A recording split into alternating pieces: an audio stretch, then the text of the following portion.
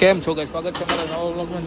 સવારમાં તો ગુજરાતીની સબ્જી બનાવવા થઈ ગયા હતા. ખબર નહીં શું બનાવતા હતા, પણ હલા કરતા હતા. અંદર હતા મરચાની અંદર હતું લસણની બાજુમાં બી દસુભાઈ કે આગો જાય છૂટો સમસો મેલે. આ બાજુ બીજી ગૌરી બનાવતી હતી રોટલી, એકલી ને એકલી બનાવી જાય, કોઈને કહેતી છે નહીં. દસુભાઈ આગળ છે ને તો મેલે જ નહીં જાય.